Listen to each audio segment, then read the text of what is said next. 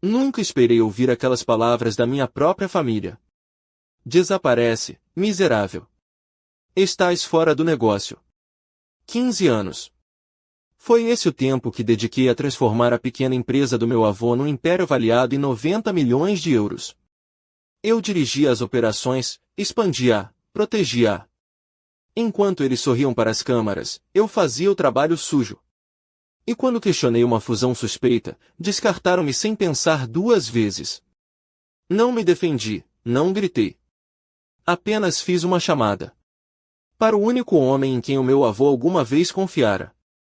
48 horas depois, a fusão foi cancelada, as contas congeladas e a verdade veio ao de cima. Eu nunca fui apenas uma empregada. Era a acionista maioritária, a arquiteta de tudo.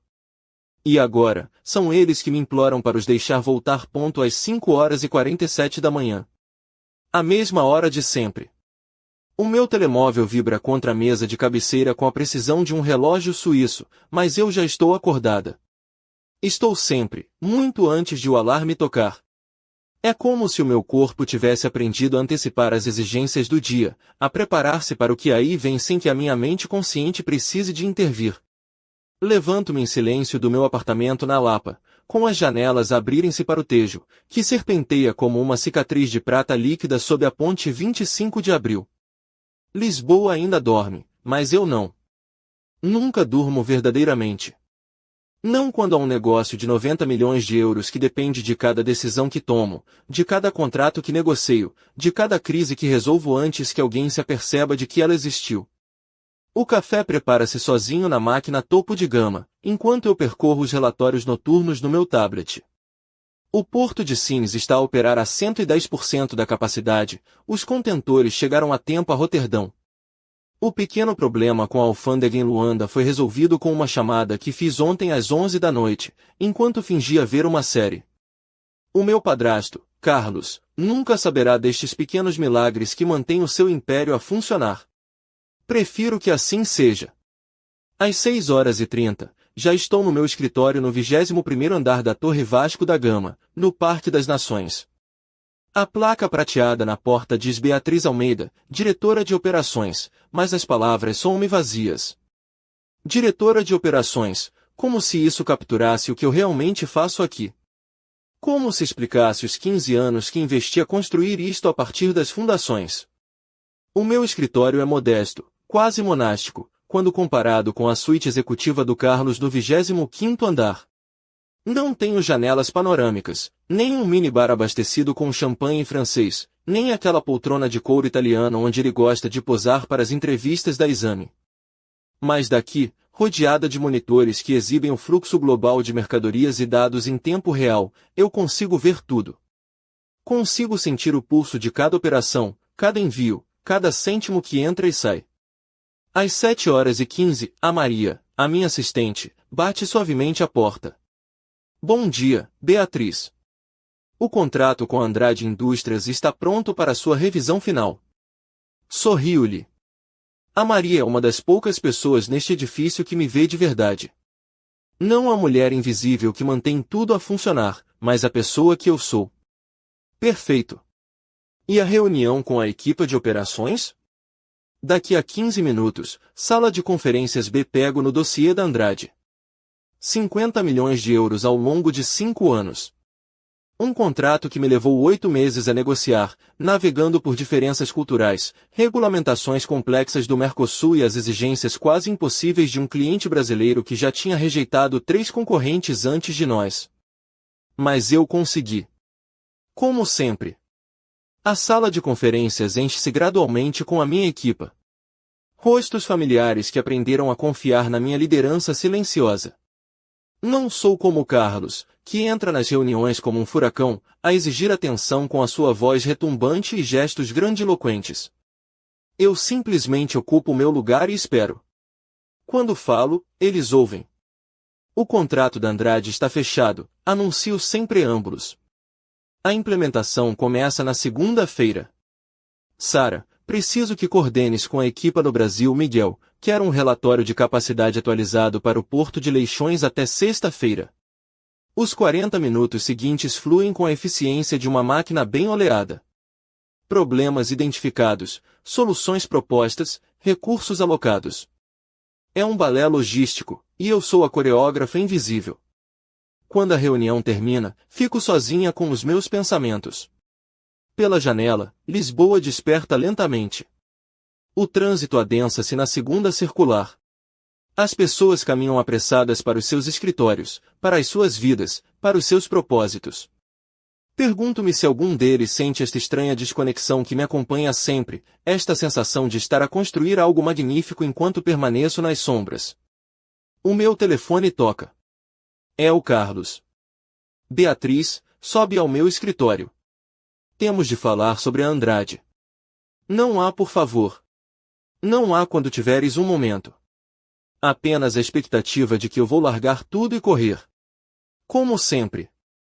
O elevador para o 25º andar é uma viagem de 30 segundos que parece eterna.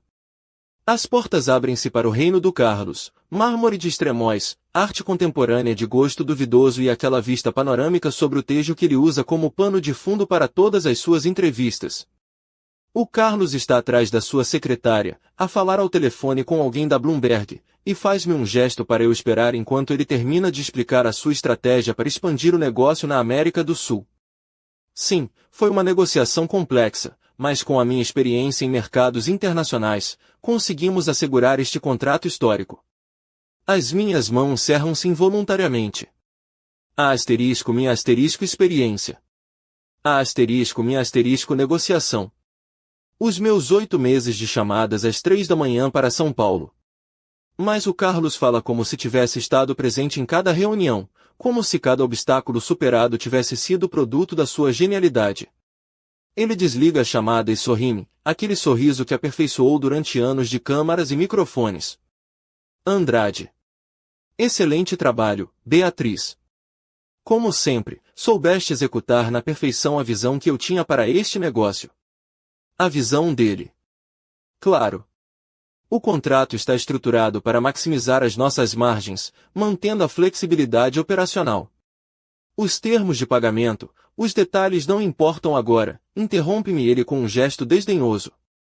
O importante é que já agendei uma conferência de imprensa para esta tarde.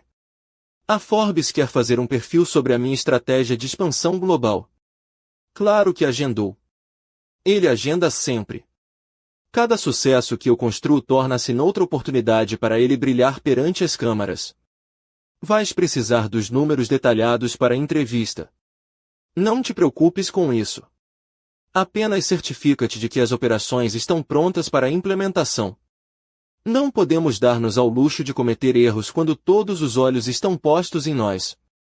Quando todos os olhos estão postos nele quer ele dizer. Regresso ao meu escritório com uma sensação familiar de vazio. Na minha secretária, espera-me um convite impresso em papel creme. Jantar de família. Esta noite, 20 horas, casa do Carlos. A caligrafia é da Sofia, a minha meia-irmã. Elegante, pretensiosa, como tudo que ela toca. Não me lembro da última vez que o Carlos me convidou para um jantar de família que não tivesse um propósito corporativo oculto. Provavelmente quer discutir os rumores que tem ouvido sobre uma possível fusão. Sussurros nos corredores, conversas que param quando eu entro numa sala, chamadas que o Carlos atende em privado. Às 3 da tarde, enquanto revejo os relatórios trimestrais, ouço vozes familiares no corredor. Carlos, Sofia e o meu meio-irmão Mateus caminham em direção à suíte executiva. As suas vozes são baixas, mas intensas. Algo no tom deles faz-me levantar a cabeça. A estratégia de saída tem de ser limpa, consigo ouvir a Sofia dizer. Não podemos permitir complicações, responde o Carlos. O Mateus murmura algo que não consigo decifrar, mas o tom é de concordância. Estratégia de saída. As palavras ficam a flutuar na minha mente como um fumo tóxico. Saída de quê? De quem? 1 hora depois, quando o edifício começa a esvaziar, desço ao arquivo na Cave.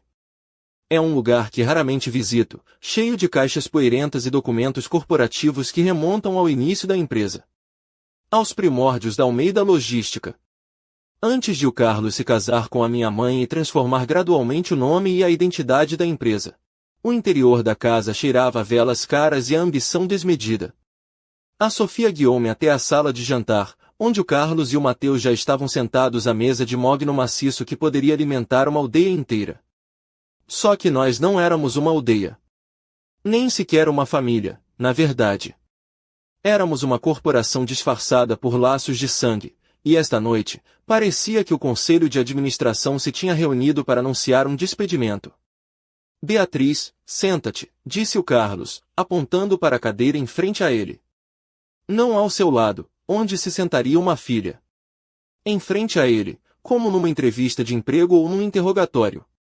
O Mateus, o meu meio-irmão mais novo, deu-me um aceno de cabeça desconfortável. Ele nunca soube como falar comigo, existindo sempre naquela zona cinzenta entre o respeito que me devia por manter a sua vida confortável e o ressentimento por eu não partilhar o apelido dele. A Sofia sentou-se à direita do Carlos, impecavelmente arranjada, como sempre. O seu cabelo loiro caía em ondas estudadas sobre um vestido de seda verde esmeralda que se agarrava ao seu corpo nos sítios certos, um vestido que provavelmente custava mais do que o salário mensal da maioria dos nossos empregados. O decote era discreto, mas a forma como o tecido fino deslizava sobre as suas ancas quando se sentava era uma declaração de poder e feminilidade calculada. O sorriso dela era afiado como um bisturi. Vinho? Perguntou, levantando uma garrafa de peramanca que eu reconheci de imediato. 1.500 euros a garrafa. Claro. Apenas água, obrigada. Precisava de manter a cabeça fria. Cada instinto que desenvolvi em anos de negociações dizia-me que isto não era um jantar de família, era uma execução. O Carlos limpou a garganta, adotando aquela postura que usa quando vai fazer um anúncio importante. Ombros para trás, queixo levantado. Aquele olhar que diz, eu sou o homem mais importante nesta sala. Beatriz, convidamo-vos esta noite porque há mudanças importantes no horizonte. Mudanças que vão afetar toda a família. Família. Como se eu alguma vez tivesse sido verdadeiramente parte dela. A fusão com a Transibérica Logística vai levar-nos para o próximo nível, continuou ele. Vamos tornar-nos na terceira maior empresa de logística da Península Ibérica. Transibérica. Finalmente, ele dava um nome aos rumores que circulavam.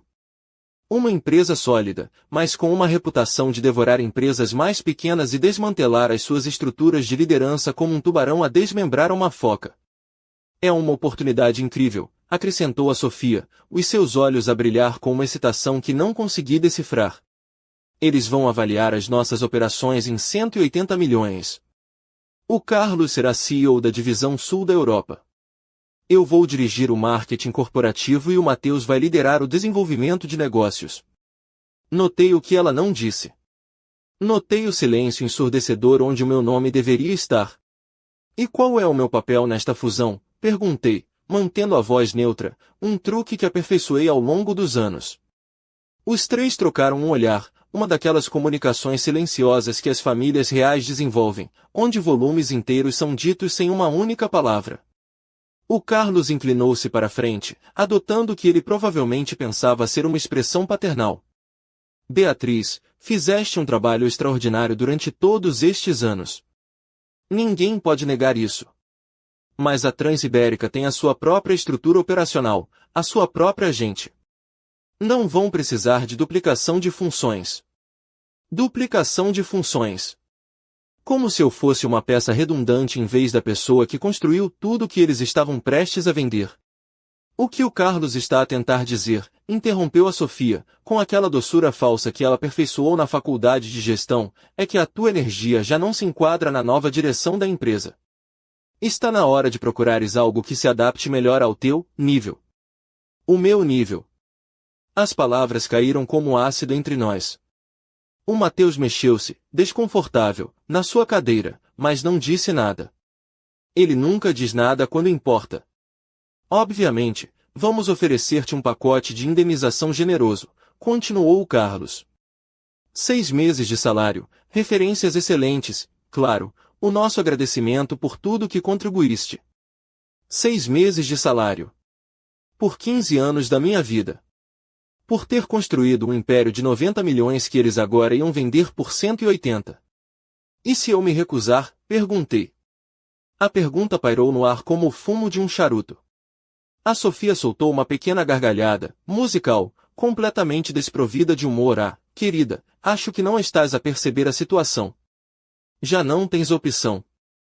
Os papéis foram assinados esta manhã. A fusão é um facto. A tua posição já não existe.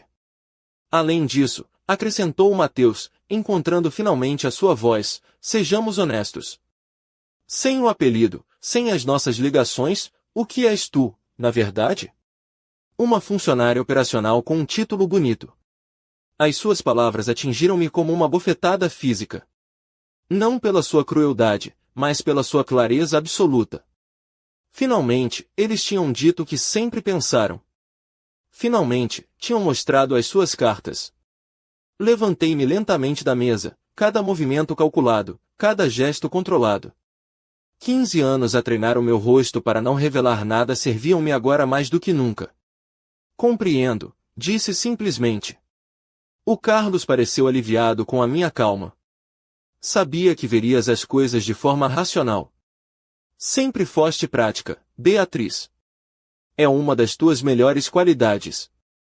Quando querem que eu saia? Amanhã seria o ideal, respondeu a Sofia. Já preparamos um comunicado de imprensa a anunciar a tua reforma para procurar outros interesses. Muito elegante.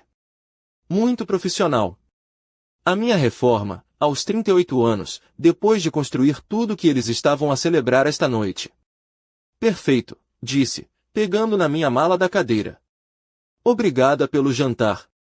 Caminhei em direção à porta com a dignidade intacta, mas podia sentir os olhos deles a seguirem-me, provavelmente à espera que eu quebrasse, que suplicasse, que mostrasse alguma emoção que pudessem usar contra mim mais tarde. Mas não lhes ia dar essa satisfação. Lá fora, o ar fresco e salgado de Cascais atingiu-me como uma bênção. Caminhei até ao meu carro com passos medidos, como se fosse uma noite qualquer, como se o meu mundo não se tivesse desmoronado nos últimos 30 minutos. Só quando estava sentada na privacidade do meu Mercedes é que permiti que a realidade me atingisse em cheio. Mas não chorei. Não gritei. Em vez disso, senti algo diferente a surgir no meu peito, algo frio e claro como o cristal resolução. O meu telemóvel tocou antes que eu pudesse ligar o motor. Era o Carlos. Beatriz, mais uma coisa. Esperamos que mantenhas isto entre nós até fazermos o anúncio oficial amanhã de manhã. Não queremos criar pânico desnecessário entre os funcionários. Claro. Um último pedido de silêncio. Uma última exigência de invisibilidade. Claro, respondi, e desliguei. Mas enquanto conduzia pela A5 de volta a Lisboa, a minha mente já estava a trabalhar, a calcular, a planear. Pela primeira vez em anos, não estava a pensar em resolver problemas para o Carlos. Estava a pensar em resolver o meu próprio problema. Em casa, ignorei as chamadas que começaram a chegar. Primeiro o Carlos, depois a Sofia, depois números que não reconheci, provavelmente jornalistas que já tinham farejado a história. A narrativa que eles tinham preparado cuidadosamente, Beatriz Almeida, a executiva exausta que decidiu reformar-se para procurar novos desafios. Em vez de atender, fui ao meu escritório e abri a secretária antiga que herdei do meu avô. Ali, no compartimento secreto que ele me ensinou a encontrar quando eu tinha 10 anos, estava o envelope que ele me disse para abrir apenas quando fosse absolutamente necessário. As minhas mãos tremeram ligeiramente enquanto rasgava o selo. Lá dentro, uma carta escrita com a caligrafia cuidada do meu avô, datada de 3 dias antes da sua morte. Minha querida Beatriz, se estás a ler isto, significa que alguém tentou roubar-te o que é teu por direito. Dentro deste envelope, também encontrarás o nome e o número do Dr. Lourenço.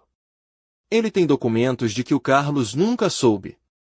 Documentos que vão mudar tudo. Liga-lhe. Está na hora de reclamares o que sempre foi teu. Com as mãos agora firmes, marquei o número do Dr. Lourenço. Ele atendeu ao segundo toque, como se estivesse à espera da minha chamada há 24 anos. Beatriz, disse ele simplesmente. Já não era sem tempo. A voz dele soava exatamente como há 24 anos. Cálida, precisa, como um abraço envolto em aço legal. O Dr. Lourenço sempre tivera essa qualidade, a capacidade de fazer os documentos mais complexos soarem como conversas casuais entre velhos amigos. Eu disse-lhe que precisava de entender o que o meu avô sabia e eu não. A sua resposta foi sucinta: o seu escritório, amanhã, às 8 da manhã, e que eu levasse um documento de identificação, pois íamos precisar de autenticar algumas assinaturas. A chamada terminou antes que eu pudesse fazer mais perguntas. Típico do Dr. Lourenço. Nunca dizia mais do que o necessário ao telefone. Os bons advogados entendem que as paredes têm ouvidos e que os telemóveis podem ter testemunhas. Naquela noite não dormi. Mas não por ansiedade. Foi por algo que não sentia há anos, antecipação. Pela primeira vez desde que o Carlos entrou nas nossas vidas, eu sentia que tinha as minhas próprias cartas para jogar. Às 7h45, eu estava em frente ao edifício de escritórios na Baixa Pombalina onde o Dr. Lourenço tinha o seu escritório há 40 anos. Era um edifício antigo, imponente, sem o glamour dos grandes escritórios de advogados da Avenida da Liberdade, mas com aquela solidez que só décadas de trabalho honesto podem conferir. A sua secretária, a D. Amélia, reconheceu-me imediatamente, apesar dos anos. Menina Beatriz, que gosto em vê-la. O senhor doutor está à sua espera. O escritório do Dr. Lourenço não tinha mudado nada. As mesmas estantes com livros de direito encadernados em couro, a mesma secretária de Carvalho que provavelmente era mais velha do que eu, as mesmas fotografias de família espalhadas entre pilhas de documentos organizados com precisão militar. Ele levantou-se quando entrei. 73 anos, cabelo completamente branco, mas os seus olhos azuis continuavam tão afiados como quando eu era uma miúda assustada a tentar perceber por que o meu mundo se tinha desmoronado. Senta-te, Beatriz. Temos muito de que falar. Ele não perdeu tempo com cortesias. Abriu um ficheiro que exigia 2 chaves diferentes e tirou uma pasta grossa, marcada com o meu nome na caligrafia cuidada do meu avô. O teu avô era mais astuto do que o Carlos alguma vez imaginou, disse ele, espalhando documentos sobre a secretária. Quando ele se casou com a tua mãe e começou a inserir a sua influência na empresa, o teu avô soube que precisava de te proteger. Os documentos que ele me mostrou deixarão-me sem fôlego.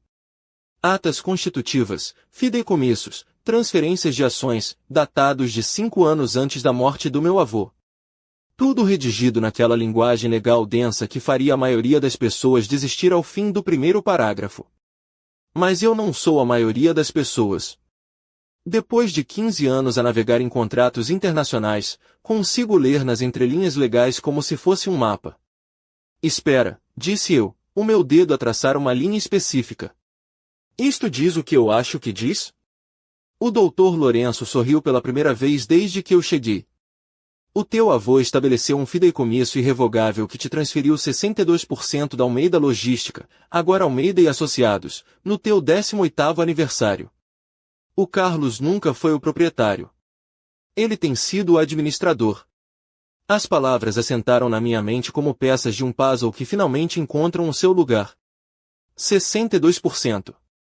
Maioria absoluta. Mas como é possível? Eu vi os documentos corporativos. O Carlos aparece como proprietário principal. Os documentos que o Carlos apresentou ao Estado foram falsificados, disse o Dr. Lourenço, a sua voz a assumir o tom que provavelmente usava em tribunal. O teu avô manteve os documentos reais aqui comigo, com instruções específicas para não os revelar até que fosse absolutamente necessário. Peguei noutro documento, uma carta autenticada datada de 1 semana antes da morte do meu avô. Se o Carlos alguma vez tentar remover a Beatriz da empresa que ela construiu, ou se tentar vender ou fundir a empresa sem o seu consentimento, o Dr. Lourenço tem instruções para revelar imediatamente a verdadeira estrutura de propriedade. Por que esperou tanto tempo? Perguntei. Por que não me disse isto quando fiz 18 anos? O Dr. Lourenço recostou-se na sua cadeira e, pela primeira vez, vi cansaço nos seus olhos. Por que o teu avô esperava que nunca fosse necessário? Ele esperava que o Carlos fosse um homem melhor do que acabou por ser. E, honestamente, eu também esperava. Então, durante todo este tempo, foste a proprietária legítima da tua própria empresa. O Carlos tem estado a administrar a tua companhia, a levar o crédito pelo teu trabalho, a construir a reputação dele sobre as tuas conquistas. A ironia era tão perfeita que quase me ri. Quase. O que preciso de fazer? O Dr. Lourenço já tinha outro documento preparado. Primeiro, apresentamos uma providência cautelar de emergência para suspender a fusão. Segundo, congelamos todas as contas corporativas até que a questão da propriedade seja resolvida. Terceiro, apresentamos provas das falsificações do Carlos às autoridades competentes. O meu telemóvel tinha estado a vibrar constantemente nos últimos 20 minutos. Chamadas perdidas do Carlos, da Sofia, de vários números que não reconheci. Provavelmente jornalistas que tinham farejado a história que eles próprios criaram. Quanto tempo vai demorar? Perguntei, enquanto o Dr. Lourenço preparava os documentos para minha assinatura. Se apresentarmos hoje, consigo ter uma ordem judicial temporária para esta tarde. A fusão para imediatamente. Assinei cada documento com a mesma precisão que usei para todos os contratos importantes da minha carreira. Mas estes eram diferentes. Estes não eram sobre conseguir algo para o Carlos. Estes eram sobre reclamar o que sempre fora meu. Quando terminamos, o Dr. Lourenço entregou-me uma cópia de tudo. Mais uma coisa. O teu avô pediu-me que te desse isto quando chegasse este momento. Era uma chave pequena, dourada, com um número gravado. Cofre de segurança no Banco de Portugal. Tudo o que precisas para completar o caso está lá. Incluindo as gravações. Gravações? O teu avô documentou várias conversas com o Carlos onde eles discutiam a transição da liderança quando tu fosses mais velha. O Carlos deixou bem claro nessas gravações que planeava marginalizar o teu papel desde o início. Saí do escritório do Dr. Lourenço com uma sensação que não experimentava há anos. Poder real. Não o poder de resolver crises para os outros, mas o poder de determinar o meu próprio destino. Em vez de ir diretamente para o escritório, conduzi até ao miradouro da Senhora do Monte. Precisava de uns minutos para processar tudo antes de enfrentar o que aí vinha. O meu telemóvel tocou. Era Catarina Vaz, a minha melhor amiga da faculdade e agora CEO da Atlântico Global, uma das nossas principais concorrentes. Beatriz, acabei de ver as notícias da manhã. Estás bem? Claro. O Carlos já estava a controlar a narrativa. Provavelmente anunciou a minha reforma no programa de negócios da RTP3. Melhor do que bem, respondi. Catarina, ainda tens aquela oferta em aberto que me fizeste há 6 meses para me juntar à Atlântico Global? Claro, sempre tive. Mas, as coisas mudaram. Podemos almoçar? Claro. Mas, Beatriz, o que se está a passar realmente? Olhei para o horizonte de Lisboa, para a Torre Vasco da Gama, onde o Carlos provavelmente estava naquele momento, a celebrar a sua vitória com champanhe e chamadas para repórteres. O que se está a passar, Catarina, é que finalmente vou reclamar o que é meu. Depois de desligar, apaguei todas as minhas aplicações de redes sociais. Se ia desaparecer do radar público, ia ser por completo. Quando reaparecesse, seria nos meus próprios termos. Às 2 da tarde, enquanto almoçava com a Catarina num restaurante tranquilo no Chiado, o meu telemóvel explodiu com notificações. O Dr. Lourenço tinha cumprido a sua palavra. A ordem judicial tinha sido emitida. As contas estavam congeladas. A fusão estava oficialmente suspensa. A Catarina lia as notícias em tempo real no seu telemóvel. Meu Deus, Beatriz, tu fizeste isto? Isto é só o começo, disse eu, tomando um gole do meu café. Essa oferta ainda está de pé? Absolutamente. Mas agora que vejo do que és capaz, vou ter de melhorar os termos. Pela primeira vez em 24 horas, sorri genuinamente.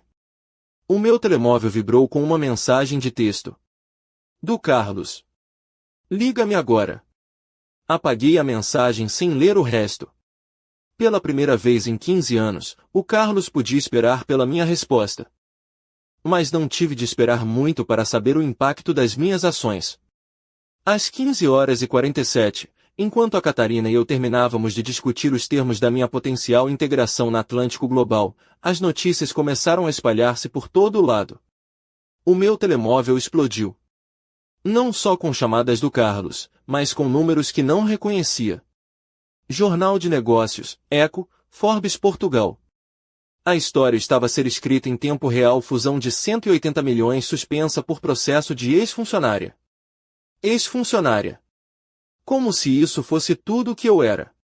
Beatriz, disse a Catarina, a ler o seu tablet, isto é maior do que eu pensava. As ações da Transibérica caíram 7% nas últimas 2 horas. Senti-me estranhamente calma, a ver o mundo do Carlos a desmoronar-se em direto. Durante anos, fui eu quem arrumou as crises. Agora, era eu quem as criava. Às 16h15, o meu telemóvel tocou com um número que eu reconheci. A Maria, a minha assistente. Beatriz, onde estás? Isto é uma loucura aqui. O Carlos tem estado a gritar há 1 hora, a Sofia está fechada no escritório dela a fazer chamadas, e o Mateus, bem, o Mateus está a beber uísque no escritório dele em plena luz do dia. Quão mal está isso? Os telefones não param de tocar. Os da Transibérica cancelaram todas as reuniões para o resto da semana, e acabei de ver 2 homens de fato a sair do elevador com pastas que diziam claramente de serviços jurídicos corporativos. Os advogados já estavam envolvidos. O doutor Lourenço trabalhava depressa. Maria, podes fazer-me um favor pessoal? Guarda tudo que está no meu escritório, especialmente os ficheiros no meu computador sobre os contratos com o Brasil. Tenho o pressentimento de que vão tentar alterar algumas coisas. Já o fiz. Esta manhã, depois de se espalhar o rumor da tua reforma. Algo não me cheirava bem. A Maria sempre fora mais inteligente do que qualquer um dos membros da família do Carlos. Foi por isso que a contratei há 5 anos e por isso a mantive perto, apesar das constantes sugestões do Carlos para modernizar a minha equipa de apoio. Às 17h30, eu estava no meu apartamento quando o telejornal das 6 começou os seus avanços. O Carlos apareceu no ecrã, na SIC Notícias, claramente transtornado, a tentar manter o seu sorriso mediático enquanto explicava que o processo frívolo seria resolvido rapidamente. Mas eu conseguia ver a tensão nos seus maxilares, a forma como seus olhos se moviam demasiado depressa. Já tinha visto aquele olhar antes, em negociações difíceis, quando a outra parte se apercebe de que sobreestimou a sua posição. O meu telemóvel mostrava 47 chamadas perdidas do Carlos. Às 19h22, ele finalmente parou de ligar. Às 20h15, a Sofia assumiu o controlo. As suas chamadas eram mais espaçadas, mais calculadas. Provavelmente estava a consultar a equipa de relações públicas sobre a melhor estratégia para gerir esta crise. Às 21h30, recebi uma mensagem de texto do Mateus. Beatriz, por favor, podemos resolver isto. A família ajuda-se mutuamente. Família. Agora que as suas contas bancárias estavam congeladas, de repente lembravam-se que eu era família. Não respondi. Às 22h45, a campainha do meu prédio tocou. Através do intercomunicador, vi o Carlos parado na entrada. O seu fato, habitualmente impecável, estava machucado. O seu cabelo, habitualmente perfeito, estava despenteado. Parecia um homem que tinha tido o pior dia da sua vida. Porque, de facto, tivera. Beatriz, abre. Precisamos de falar. A voz dele soava diferente, sem aquela autoridade que sempre projetara. Havia algo no seu tom que soava quase como súplica. Não temos nada para falar, Carlos. Por favor. Só 5 minutos. Considerei ignorá-lo completamente, mas a minha curiosidade venceu. Queria ver até que ponto ele estava disposto a chegar. Abri-lhe a porta do prédio, mas não a do meu apartamento. Se ele queria falar, podia fazê-lo no patamar, onde o porteiro podia ouvir cada palavra. Ele subiu as escadas devagar, como um homem que envelhecera 10 anos num dia. Quando chegou ao meu andar, encostou-se à parede, a respirar pesadamente. Beatriz, não sei que mentiras te contaram, mas isto é uma loucura. Esse processo, Esses documentos têm de ser falsificações. Olhei para ele através do olho mágico da minha porta. Este homem, que passará 24 anos a viver do meu trabalho, a construir a sua reputação sobre as minhas conquistas. Os únicos documentos falsificados, Carlos, são os que tu apresentaste ao Estado quando reclamaste a propriedade da empresa do meu avô. Silêncio. Um silêncio tão completo que eu conseguia ouvir o zumbido das luzes do corredor. Tu não entendes as consequências do que estás a fazer, disse ele finalmente. Isto vai destruir centenas de empregos, vai arruinar contratos que levaram anos a estabelecer. Vai revelar a verdade, interrompi. Algo que devias ter feito há 24 anos.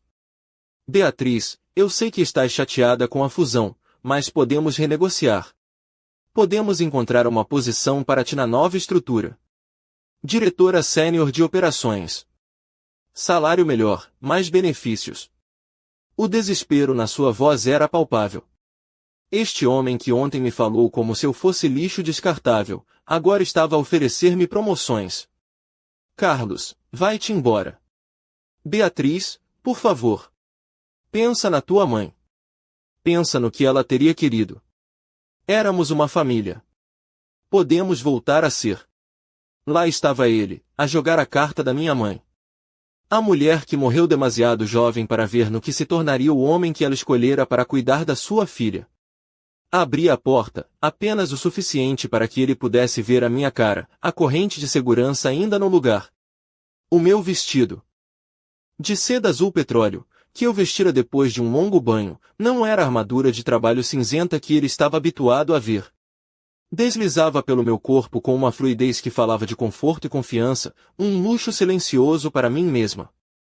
A corrente de segurança era a única barreira entre a sua vida em colapso e a minha recém-reclamada serenidade. A minha mãe, disse eu, a minha voz baixa e cortante como vidro partido, teria querido que eu reclamasse o que o meu avô construiu para mim. A minha mãe teria querido que eu fosse forte o suficiente para me defender de homens como tu. O Carlos recuou como se eu o tivesse esbofeteado. A sua máscara de falsa preocupação paternal desfez-se, revelando a cara feia do pânico. Tu não sabes o que estás a fazer, gaguejou ele. Não tens a mínima ideia de como gerir uma empresa deste tamanho. Vais destruir tudo o que nós construímos.